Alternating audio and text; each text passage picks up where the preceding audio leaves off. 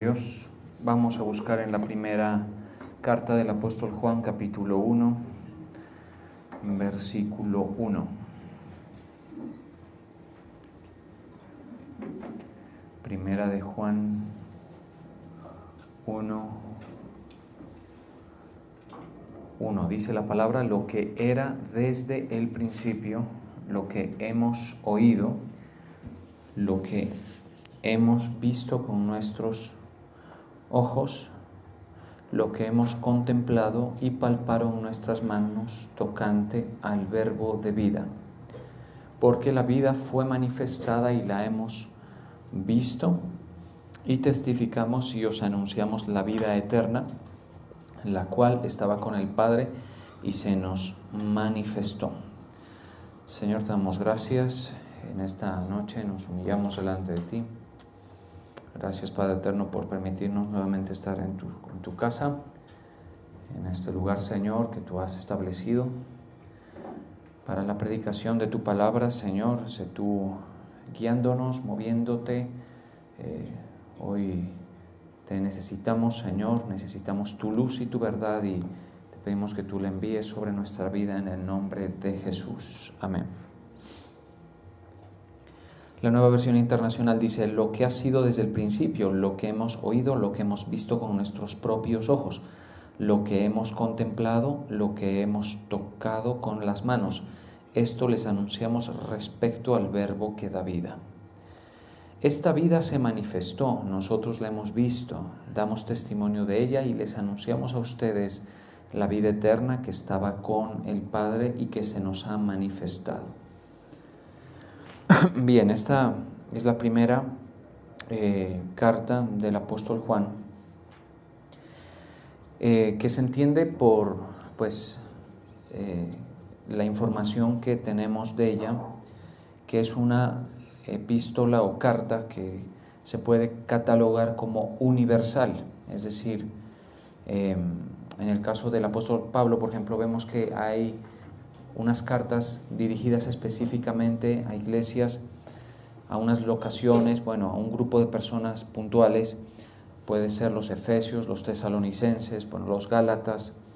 En ellas vemos que él trata problemáticas muy propias, muy específicas de esos grupos, y por supuesto son muy útiles para el cuerpo de Cristo en general, pero esta carta sí desde el principio se conoce como universal, es decir, es un concepto más general, ¿no?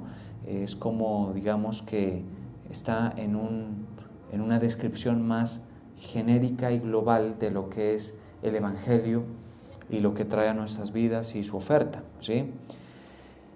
El apóstol Juan es también una de las personas que Dios usó para, proveer revelaciones muy importantes a todos los que nos identificamos como Iglesia de Cristo. Es decir, las revelaciones son relevantes para los que nos identificamos como Iglesia de Cristo. Fuera de ese círculo, digámoslo así, deja de tener importancia, ¿sí?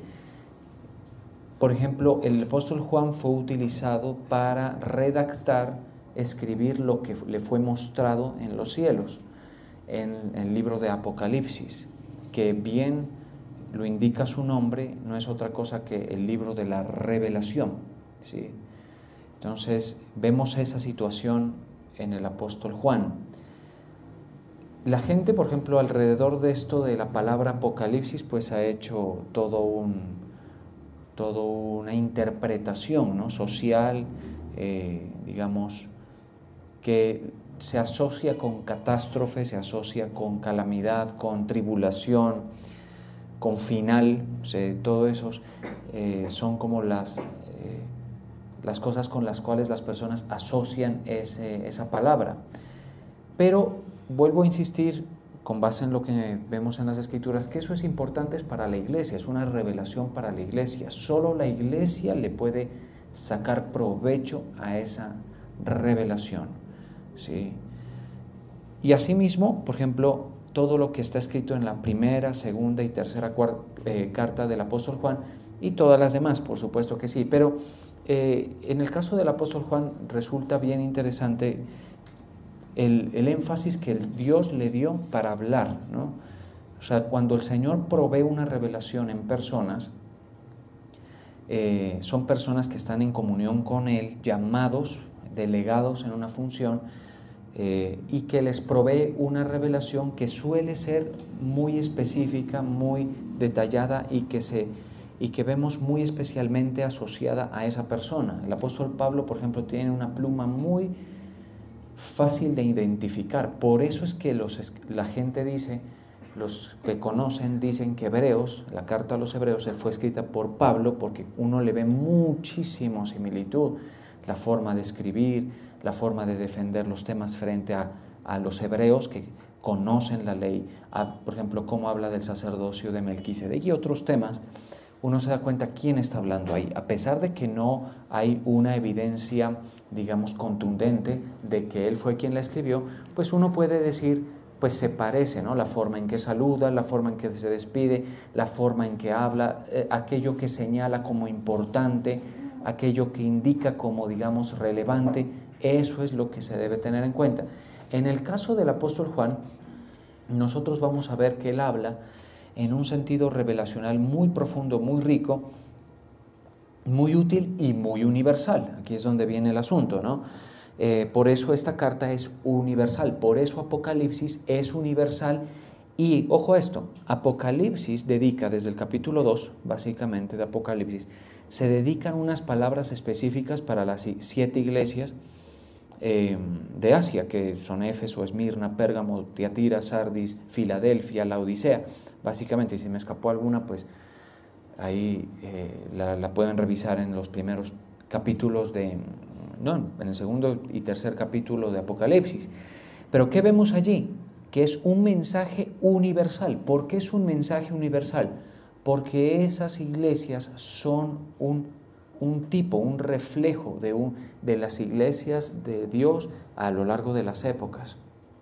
¿Sí? La de Éfeso, la de Esmirna y finalmente la de Laodicea, que según lo que hablan los que conocen a profundidad de los temas escatológicos, señalan que nosotros somos esa iglesia tibia, floja, esa iglesia que dice yo me he enriquecido y de ninguna cosa tengo necesidad, esa iglesia que necesita comprar de Dios el oro refinado para que no sea expuesta a la vergüenza de su desnudez, básicamente lo podemos leer. Es decir, vemos la revelación que Dios le concede al apóstol Juan es, mejor dicho, de un impacto para la iglesia importantísimo y debe ser conocida, sí, debe ser conocida.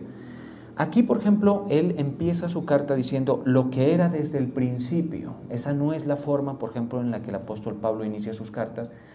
Y vemos evidentemente que el apóstol Juan tiene unos preceptos revelacionales bien profundos de lo que es el principio, de lo que es la preexistencia de Cristo. O sea, el apóstol Juan vio el ministerio de Cristo terrenal, pero también él entiende muy bien lo que es la preexistencia de Cristo y coexistencia en Dios de esa parte de la deidad que es Cristo. Lo entiende perfecto, dice lo que era desde el principio. ¿Sí? Entonces, ¿qué es lo que era desde el principio? Uno dice, la verdad. ¿Sí? Eso que nosotros estamos conociendo es desde el principio. Por eso cuando uno quiere ir a conocer la verdad, Dios lo lleva ¿a dónde? A uno. Lo regresa a Génesis y dice en el principio. ¿Cómo dice? Cuando uno va a Génesis, de entrada, la primera frase, vamos a ver eso, ¿sí? La primera frase dice en el principio, ¿cierto? Porque si hay un tema que se ha tergiversado, digamos, muy hábilmente por los artificios satánicos, es lo que ocurrió desde el principio. ¿Para qué? Para que, habiendo perdido el rastro de lo que es la verdad desde el principio, pues uno ya no sabe ni qué es lo que ocurre, ni qué es lo que pasa, ni por qué es que estamos aquí prácticamente, ¿sí? Pero, entonces, por eso dice, lo que era desde el principio. ¿Y qué era el principio? En el principio creó Dios. Eso es el principio de nuestra experiencia vital, digámoslo así, del inicio de nuestra vida dada por Dios. ¿Sí? En el principio creó Dios, y eso ya cambia todos los parámetros, porque si una persona recoge o, digamos, se adhiere a esa verdad y la practica, ojo a esto, y la practica, porque ahorita volvemos a Juan y vamos a ver que él lo que dice es que se debe estar en la verdad y practicarla. Ya vamos a ir allá. Cuando una persona cree eso, lo entiende, eso le da un sentido a la vida muy diferente, porque ya uno no dice, no, nosotros somos un accidente, ¿para qué es que estamos aquí? Vinimos a sufrir o vinimos a pasarla bien, porque parte de la miopía, digámoslo, espiritual, nos conduce a que nosotros digamos, no, es que aquí estamos es para pasarla bien, ¿sí? Y vamos a pasarla bien porque la vida es corta, se nos está yendo, cada día se nos va, ¿sí? Aprovéchala. Sí, disfrútala. Esa es parte de la miopía espiritual. ¿Sí? Y la otra es, vinimos a sufrir, no hay... son dos extremos, digámoslo así, que pueden estar justificados por la ceguera espiritual. No, nosotros estamos aquí porque Dios creó esta especie, creó esta raza, lo que conocemos como la humanidad. Le dio unas condiciones especiales como creación. Lo hizo semejante a Él, por eso dice, hagamos al hombre, ¿recuerda? A nuestra imagen, conforme a nuestra semejanza, y señoree el hombre sobre la tierra, básicamente. Y dice, cuando dice hagamos al hombre, eso es lo que era desde el principio, esa es la verdad, ¿estamos de acuerdo? Y allí está el propósito de Dios. ¿Sí? Y por eso es que nosotros somos los únicos, por ejemplo, la única escala creacional, por lo menos debajo del sol, obviamente, pues ya ahí tenemos que ser muy específicos aquí. La única escala creacional debajo del sol que, por ejemplo, tiene tribunales. Consideremos eso, el grado de refinamiento de la conciencia humana, de lo que se considera correcto o incorrecto conforme a un parámetro moral que la gente quiere establecer. ¿Usted ha visto alguna vez, ni siquiera los simios, pues que dicen que son muy cercanos a nosotros, ¿no? Por, digamos, las falacias evolutivas, ni siquiera esa, usted nunca va a ver un chimpancé llevando a otro al tribunal, ¿sí? Y esos son bien inteligentes, pero están muy lejos por la percepción de conciencia, ¿sí? Y se parecen demasiado. En estos días me llegó a mi feed un meme, ¿sí?, de un par de gorilas discutiendo y muy parecidos a cómo discute una pareja. Yo le dije, se lo mandé a mi esposa, dije, mira, me dijo, ese sos vos, me dijo. El que está molestando, ¿sí? Pero nos llamaba la atención eso, que, o sea, por lo menos a mí me llamó la atención, pucha, o sea, póngale ropa y zapatos y estamos muy cerca, ¿no?, de similitudes fisiológicas y todo, pero nunca es lo mismo, porque tú no los vas a ver a ellos, por ejemplo, diseñando un carro, ¿sí? No los vas a ver a ellos diseñando la ropa, de lo cual mismo estamos hablando, no los vas a ver a ellos llevándose los unos a los otros a un tribunal o demandando por alimentos porque el gorila no respondió, ¿sí? Ese tipo de cosas, ¿sí? Entonces, eso es importante reflexionarlo, porque eso el enemigo ha sido muy hábil en borrarlo. Claro, si la gente no está anclada a la verdad desde el principio, pues su final no puede ser nada deseable, ¿cierto? Su final es muerte, su final es perdición, su final es tinieblas. ¿Por qué? Porque sencillamente está perdido del principio. ¿Estamos de acuerdo? Entonces, no, creó Dios. Ahora, ¿qué otra cosa es una realidad según el principio?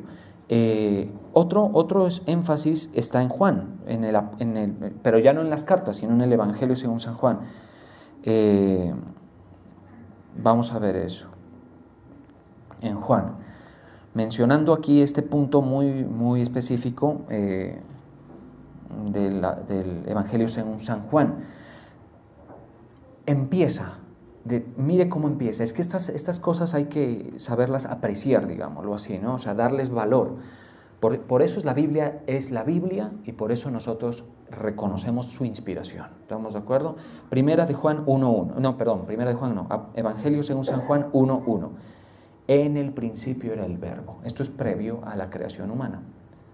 Y el verbo, el logos, la palabra de Dios, era con Dios y el verbo era Dios. la forma más misteriosa de describir la Trinidad, que es un tema complejísimo.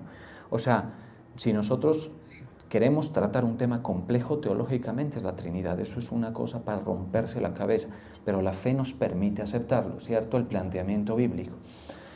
Que en el principio era el verbo, o sea, es digamos, una esencia de Dios, y el verbo era con Dios y el verbo era Dios. Este era en el principio con Dios. Todas las cosas por Él fueron hechas. Entonces uno ya entiende que cuando dice hagamos al hombre, está ese diálogo trinitario, digámoslo así, ese diálogo allí de las tres personas de la Trinidad que dice hagamos. Y por eso nosotros somos espíritu, alma y cuerpo. Y por eso es que morimos en tres dimensiones también.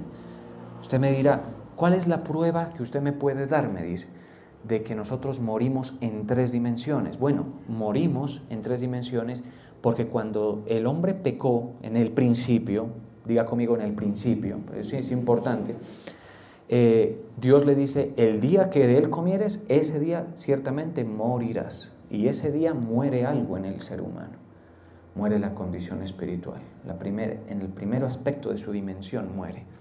A partir de allí, ¿qué significa eso? Es muy claramente explicable por la suma de la palabra, es que hay una pérdida de la comunión con el dador de la vida, con el parámetro de conciencia objetivo, con el parámetro moral objetivo, que es Dios, ¿estamos de acuerdo?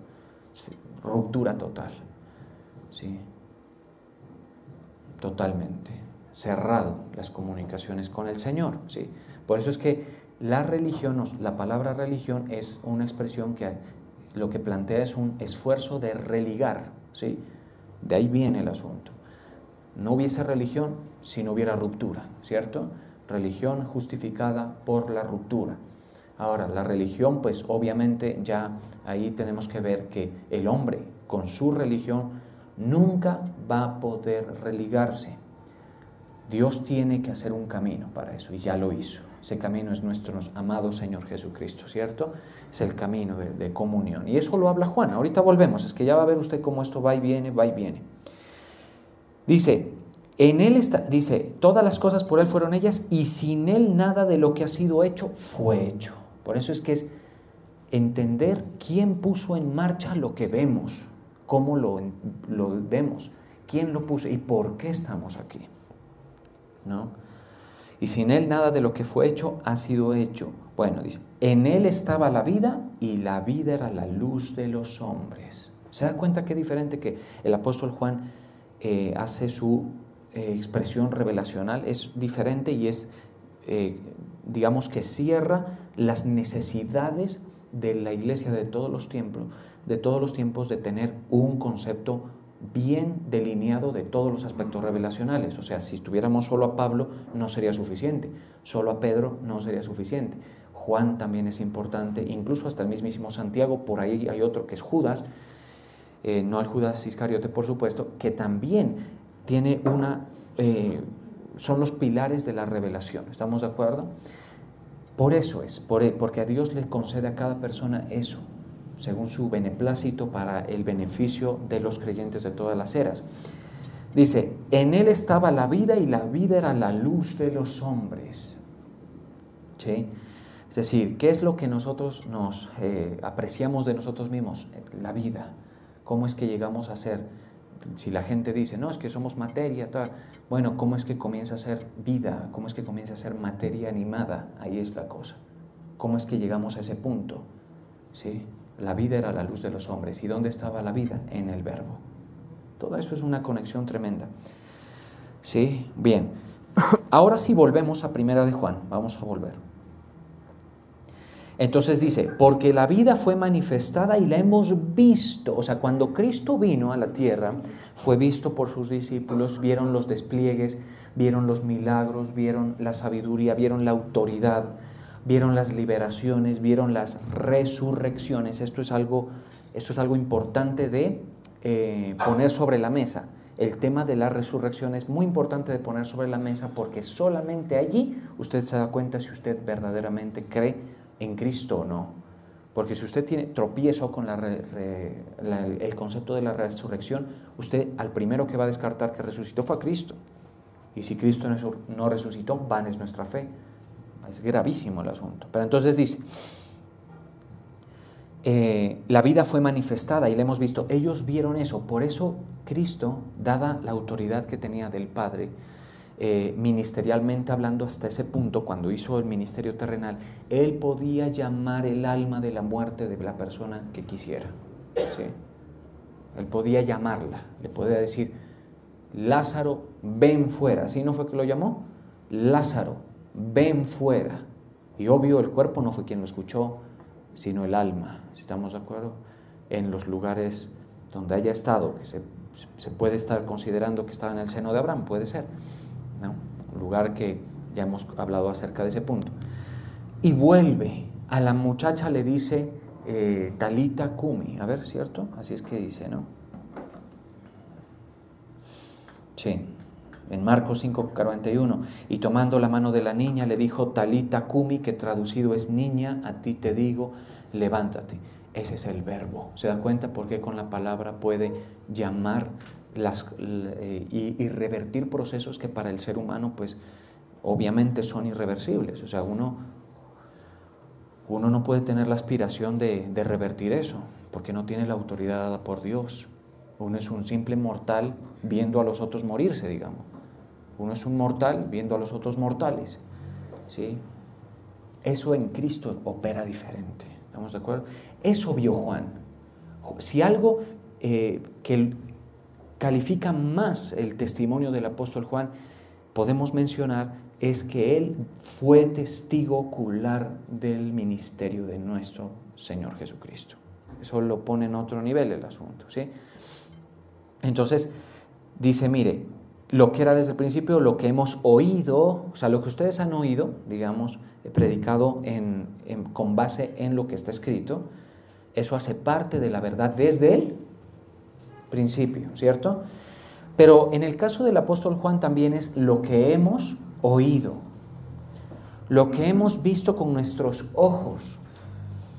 Volvamos ahí, leamos. Lo que hemos contemplado y palparon nuestras manos tocante al verbo de vida. Todas en el principio, el verbo, todo está conectado, tocante al verbo de vida.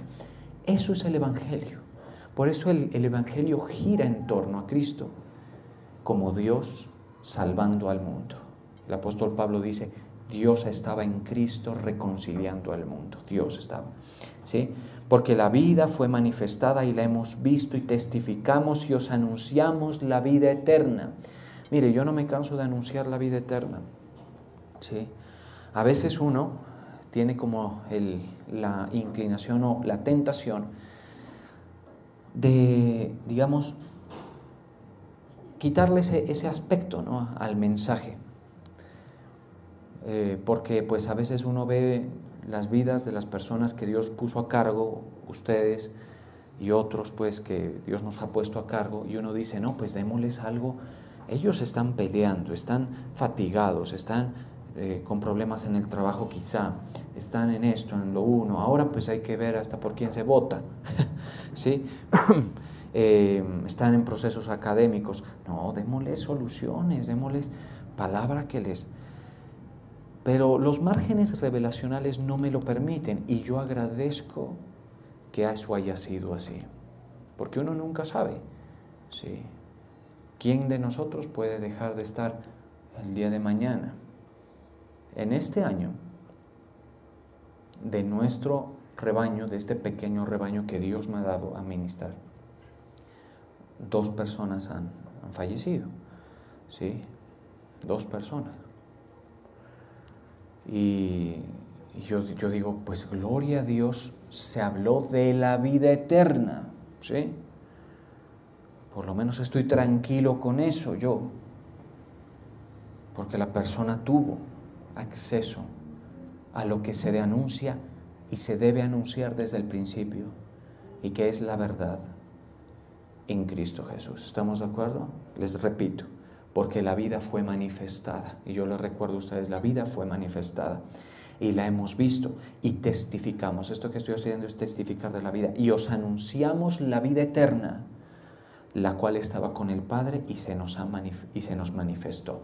La vida en Cristo Jesús se nos manifestó. Cuando usted cree en la sustitución que Cristo hizo de sus pecados, ¿sí?, y anda en la verdad, y ahorita vamos a desarrollar ese punto, usted tiene vida eterna. Bueno, vamos a desarrollar ese punto entonces, porque el apóstol Juan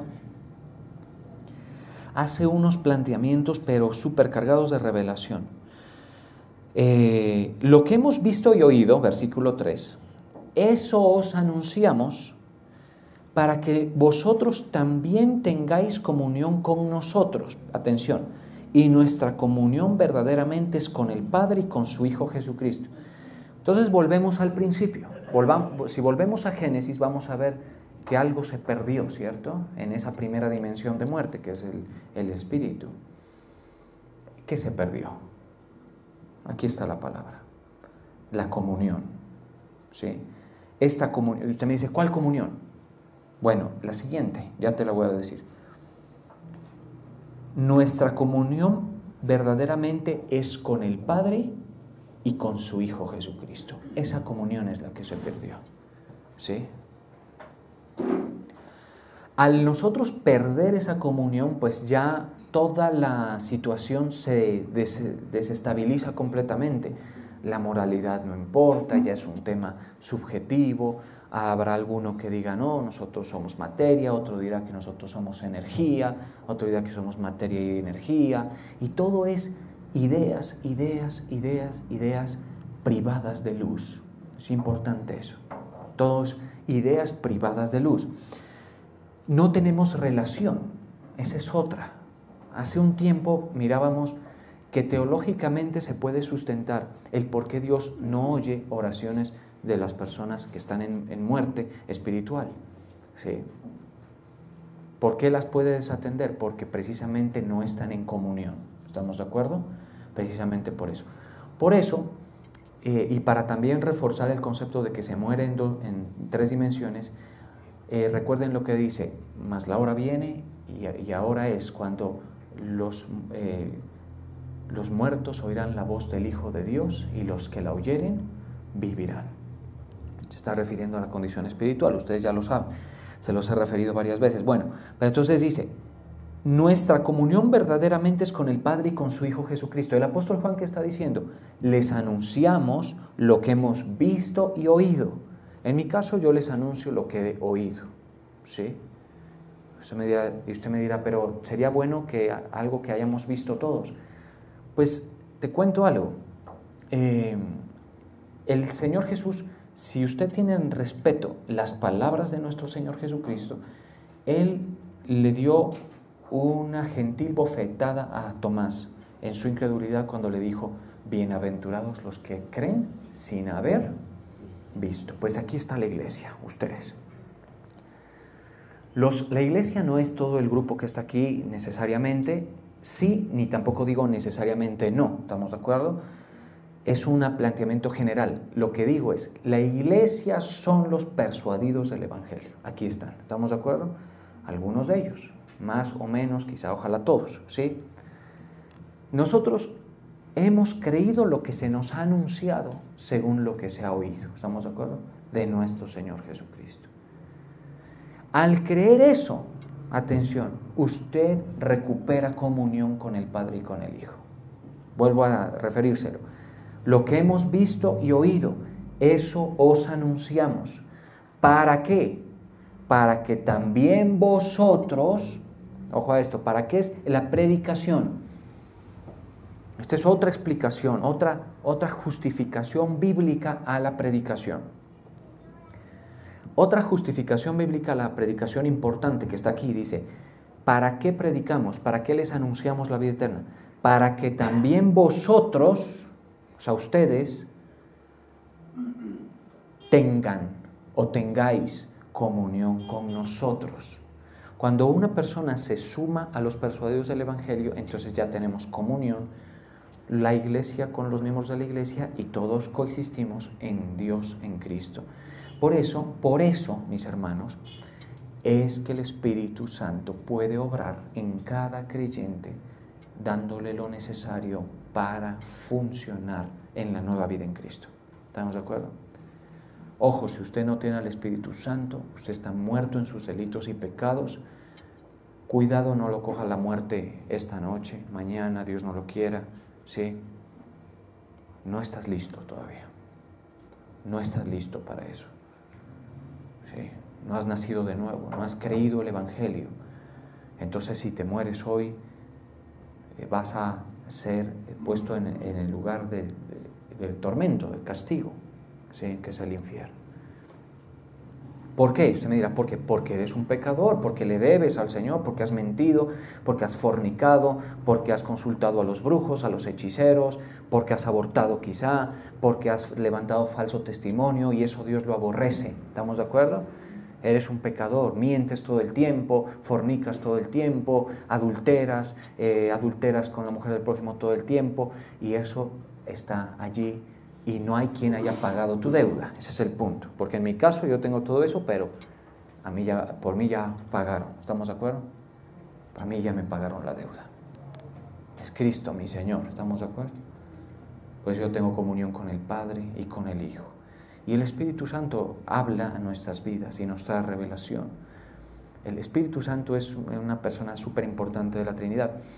¿Sí? Cuando hay comunión, entonces los miembros del cuerpo funcionan sin arrojarse piedras los unos a los otros. Por ejemplo, eso es un tema importante. También se funciona en un sentir prácticamente en el que no toca obligar a las personas, porque es que obligar es un mecanismo, digamos, que falla. O sea, uno queda frustrado cuando pretende obligar cambios, exigir cambios, cosas que se deben dar. El Espíritu Santo es el que mueve el cuerpo de los verdaderamente nacidos de nuevo. Allí está obrando el Señor. Con su Espíritu Santo le va a ir soltando lo que usted tiene que aplicar de la verdad. ¿De qué cosa? De la verdad. Si usted está sintiendo cosas que lo llevan a aplicar mentiras en su vida, ese no es el Espíritu Santo. ¿Sí? No significa que tú no lo tengas. Probablemente tengas que entender que dentro de ti hay 2 o 3 voces. Una es la tuya, perdón, la de tu corazón, que bien dice la Escritura que es engañosa y perversa. Otra es la del mundo, ¿sí? Y otra es la del Espíritu Santo. Y esa hay que aprenderla a escuchar, esa te va a ir guiando. Esa es la que te va a decir, congrégate, por ejemplo, ¿sí? Porque yo entiendo que el hecho de que ustedes estén congregados no es otra cosa sino obra del Espíritu Santo. ¿Estamos de acuerdo? Porque no hay otra forma de explicarlo, pues por lo menos en nuestro ministerio uno no llama, uno no, nada, pues, ¿no? Uno no busca, no conmina, no está siguiéndole la pisada a los que no vienen, no, el Espíritu Santo. Ahora, si usted lo trajeron hoy, por ejemplo, lo invitaron, ese es el Espíritu Santo guiando al que lo invitó. Y aquí se le anuncia la vida eterna para que usted tenga comunión. ¿Sí? Para que usted tenga comunión. Esa comunión es muy buena tenerla en la vida, por supuesto, es súper conveniente y se recupera lo que se perdió en el principio. Entonces dice, esto nos anunciamos para que también vosotros tengáis comunión con nosotros, y nuestra comunión verdaderamente es con el Padre y con su Hijo Jesucristo. Ahora, vamos a hacer el test, ¿vale? El test del apóstol Juan. A ver, si usted está en este punto, ¿sí? Vamos a hacerlo. Versículo 6. Si decimos que tenemos comunión con Él, ¿quién dice de ustedes que ya la tiene, la comunión con Él? Atención a esto. Y andamos en tinieblas, mentimos. ¿Se da cuenta? Entonces, si hay alguno de ustedes, ¿sí? Y aquí pues voy a despacharme con algunos ejemplos, no los trataré todos, obviamente, ¿sí? Son cosas que se vienen a la mente. Que dice que tiene comunión con el Padre y hasta de pronto lo lleva en el pecho como una cruz, qué sé yo. Y anda en tinieblas, miente y no practica la verdad. Entonces yo he conocido gente, por ejemplo, que dice tener comunión con el Señor, ¿sí?, pero consulta a los chamanes, ¿sí? Venía hace tiempito a la iglesia, ya unos buenos años, hace tiempo, venía una joven que uno daba como, era como confuso la situación, porque parecía que sí, parecía que no, todo eso, pero más adelante nos enterábamos que iba donde el chamán, donde la bruja, donde la hechicera. Eso no lo puede hacer un nacido de nuevo. Eso es imposible que lo haga. ¿Estamos de acuerdo? También andar en la práctica del pecado, en una práctica de entregar sus miembros al pecado. No puede ser, ¿sí? Una cosa es pecar. Eso es algo que no nos podemos despojar. Pero otra cosa completamente diferente es tener sus miembros entregados al pecado. Distinto. ¿Estamos de acuerdo?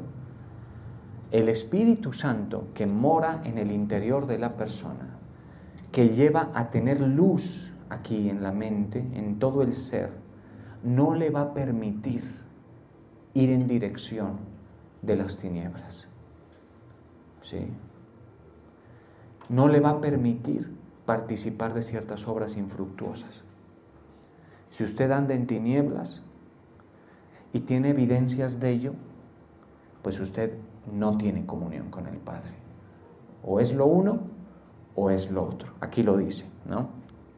Si decimos que tenemos comunión con Él y andamos en tinieblas, en otras palabras, dice, pero vivimos en la oscuridad, la oscuridad tiene que ver con no saber lo que fue en el principio, no saber lo que va a ser al final, no saber a quién le tenemos que rendir cuentas, al Señor, no saber. Por ejemplo, un detalle muy presente en la mentalidad de la oscuridad es no saber que hay día del juicio. El juicio al que tienen que comparecer las almas y darle las cuentas al Señor de todo lo que se haya hecho mientras haya estado en el cuerpo, sea bueno o sea malo. Eso sí es literal de la Escritura. No le aumenté ni le quité nada. Decimos, son ese tipo de situaciones. También la persona que tiene la luz de Cristo va a advertir la presencia de la mentalidad de las tinieblas en el mundo, ¿sí? Y va a entender el por qué uno se conduce distinto. O debería serlo, por lo menos, pues. ¿Sí? Andamos en tinieblas, mentimos y no practicamos la verdad. Entonces, la verdad que se conoce desde el principio, iglesia, debe ser practicada por nosotros. Por eso dice, y no practicamos. Ahora, pero si andamos en luz, como Él está en luz, Cristo nuestro Señor está en luz, tenemos comunión unos con otros y la sangre de Jesucristo, su Hijo, nos limpia de todo pecado. Es diferente. Nosotros somos iluminados, ¿sí? En el sentido teológico, bíblico, eso es lo que somos precisamente, gente con la mente iluminada, y si pecamos, no practicamos el pecado, no estamos entregados al pecado, sino que pecamos, lo que ocurre es lo siguiente, que la sangre de Jesucristo nos limpia de todo pecado. O sea que no hay por qué preocuparse en ese sentido. Ahora, otro detalle, a ver, sigamos con el test, pues, no tenemos mucho tiempo, pero vamos a tratar de desarrollarlo por lo menos hasta cierto punto. Si decimos que no tenemos pecado, nos engañamos a nosotros mismos y la verdad no está en nosotros. Ese es el otro test, por ejemplo. No, yo no tengo pecado. La gente, usted muy difícilmente le va a escuchar esa expresión tan radical, tan contundente. No, yo no he pecado. No, pero la gente dice, yo no he hecho mal a nadie. Es otra forma de decirlo. Otra. ¿Por qué se va a ir al infierno mi abuelita, mi abuelito? ¿Por qué me voy al infierno yo? ¿Sí? ¿O por qué Dios manda al infierno a las personas? Ahí es distinto. Una cosa es decir, todos nos esforzamos por vivir, por mejorar. Cuando usted habla con la gente, le dice, tú eres una buena persona, la gente dice, yo me esfuerzo por darle una buena vida a mis hijos. darle una buena vida a mi esposa, quizá por apartarme de lo malo, me esfuerzo por eso. Entonces la gente no entiende el concepto. Pues bíblicamente el Señor nos provee lo necesario para entenderlo. El asunto es, si decimos que no tengamos pecado, tiene que ver con el no considerarse merecedor del castigo, de la exclusión y del tormento eterno. Eso es. Uno dice, no, pero yo no, pues tampoco es para tanto. Una cosa, cuando uno dice así, esa mentalidad está evidenciando que no está en comunión con el Padre, porque no está en luz, porque no está en la verdad. Se los vuelvo a leer. Si decimos que no tenemos pecado, nos engañamos a nosotros mismos. ¿Sí? Y la verdad no está en nosotros. ¿Se da usted cuenta, por favor? Una vez más me lavo las manos de lo que estoy diciendo en relación a la situación espiritual de cada uno de ustedes. ¿Sí? Si decimos que no tenemos pecado, no, yo no tengo ningún pecado, que me haga que Dios me voltee el rostro, que haga que Él esté en enemistad conmigo, que haga que en el día del juicio me vaya a ir mal. Ese es el sentido del asunto. Porque la gente te va a decir, no, todos cometemos errores. Sí, pero eso es distinto. Sí, es un sentido de entender el por qué Dios tiene ese pleito con el hombre. Eso es. Y uno decir, yo soy un pecador. Si usted no ha llegado a decir, yo soy un pecador que necesito que me salve el Señor, pues mis hermanos, vuelvo a decirlo, parece demasiado radical, parece demasiado exigente de mi parte, y monocromático y temático y dándole a lo mismo. Vuelvo y te lo digo. Ojo, no estás en comunión con el Padre, apresúrate a resolver eso. ¿Sí? Seas de la congregación, lo que seas, siervo, ministro, lo que sea, lo que sea. Si decimos que no tenemos pecado, nos engañamos. Ahora sí, si decimos, 10, versículo 10, sigamos con el texto. Si decimos que no hemos pecado, le hacemos a Él mentiroso. En la comunión con el Señor no se lo puede hacer a Dios mentiroso. O miente Él o mientes tú. ¿Estamos de acuerdo? O miente Él o mentimos nosotros. ¿Cierto que sí? Si decimos que no hemos pecado, le hacemos a Él mentiroso. La gente que dice que no ha pecado, le hace a Él mentiroso. El Señor no va a convivir, no va a aceptar ese calificativo. No, los mentirosos somos nosotros, que hemos cambiado la verdad por la mentira. ¿Sí? Que el mundo ha amado más las tinieblas que la luz. Por eso no quieren que Dios ni se les mencione, porque el problema de que Dios se les mencione es que entienden que Dios les va a llamar a cuentas. ¿Estamos de acuerdo? Ese es el problema. ¿Sí? Grandes mentiras se han infiltrado y se han entronizado en nuestra sociedad. ¿Sí? Por ejemplo, que el homosexual nace así. Eso no es así, eso no es correcto. ¿Sí? El homosexual no nace homosexual. El homosexual nace varón o hembra, ¿sí? Y el patrón social y también la concupiscencia interna, combinado con un cóctel, digamos, de parámetros espirituales y psicológicos también, pueden conducir a eso. La dureza del corazón y otros temas, ¿estamos de acuerdo? Pueden conducir a que se perciba así, pero es una mentira, ¿estamos de acuerdo? Entonces, no, yo no he pecado, le hace al mentiroso. Y mucha gente está en ese engaño, muchísima gente. Pero no es así para los que estamos en comunión con el Padre y con el Hijo. Nosotros ya pasamos por esa página, digamos. Ya hicimos checklist a eso. Ya dijimos que nosotros somos pecadores, no de labios para afuera, sino una persuasión. ¿Sí? Ahora viene otro tema, vamos a ir terminando.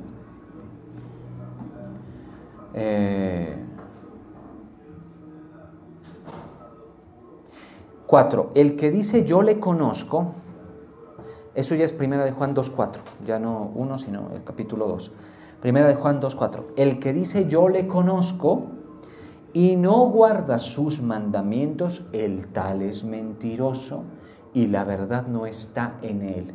no los mandamientos de la ley moral. Atención a esto. Esos hay que guardarlos, es conveniente guardarlos, por supuesto que sí. Pero no está hablando de eso. Está hablando de los mandamientos del Hijo, ¿sí? De Cristo nuestro Señor, ¿sí? El que dice, yo le conozco y no guarda sus mandamientos, el tal es mentiroso y la verdad no está en él. Pero atención, el que guarda su palabra, ¿quiénes de aquí guardan la palabra del Señor Jesús? Bueno, ahí vamos bien. El que guarda su palabra, en este verdaderamente el amor de Dios se ha perfeccionado y por eso sabemos que estamos en él. Entonces, si hay, por ejemplo, usted tiene un problema porque su hijo o hija da un giro en su vida y desatiende la voz del Señor, usted quiere con toda su alma que la persona esté involucrada con Cristo, tenga comunión, pero si se porta así está demostrando que no tiene tal cosa. Sí, usted puede llamarlo, ponerle el nombre que quiera, no, es la etapa, bueno, sí puede ser, pero no, si él no se somete a la palabra y no guarda la palabra de Cristo, lo poco o mucho que haya escuchado, ¿cierto? De esa verdad que es desde el principio que hemos dicho, es un mentiroso. Ojalá les sirva esto para entender la seriedad del camino que seguimos. Y ahí en la comunión que logramos tener, ¿sí? 6, y con esto terminamos. El que dice que permanece en él debe andar como él anduvo. En la revelación, en la doctrina de Cristo, por supuesto, nada menos que eso es importantísimo. En la doctrina de Cristo, en la revelación que es desde el principio de la verdad, andar en la verdad, eso es lo que lo distingue a usted. Si esas cosas no están, pues prenda las alarmas usted por usted mismo, ¿sí? Hay otros aspectos del test, ¿no? Pero no nos da tiempo. Dice, el que aborrece a su hermano, a ver, rapidito. El que aborrece a su hermano, ya vamos a... Esto está en Primera de Juan 2:9. El que dice que está en luz y aborrece a su hermano está todavía en tinieblas. Y cualquiera diría, ¿pero qué significa aborrecer al hermano? Es un comportamiento de odio al prójimo, ¿sí? Pero ante todo en este sentido revelacional tiene que ver con privarlo de la solución. Yo aborrezco a mi familia cuando les privo de la solución. Cuando usted aborrece a alguien, por ejemplo, y les voy a poner este ejemplo con algo que puede ocurrir. Hay una escena en algún reportaje de televisión, no sé si nuevo, no sé si viejo, de unos bañistas que están en una playa norteamericana, por lo que se ve, o australiana, y están nadando y hay un tiburón merodeando por ahí, se le ve la aleta dorsal. Y la gente que está desde la playa, que la ve, lo graba y les dice, salgan, salgan, les gritan, salgan del agua. Cuando están haciendo eso, están mostrando amor por el que está bañándose. Una persona que aborrece es como que ve y dice, me quedo callado. ¿Sí? Nadie hace eso, ¿estamos de acuerdo? Por más malo que sea, nadie hace eso, ¿cierto? Cuando nosotros privamos a nuestros familiares de la solución del Evangelio, no se las hablamos, no le decimos salgan, salgan, no le dice usted tiburón, ¿sí? Usted está aborreciéndolo. No puede un nacido de nuevo que esté en comunión con el Padre cerrar la boca para darle la solución a los perdidos. ¿Estamos de acuerdo? No puede. Por eso entonces vaya dándose cuenta. Vamos a orar.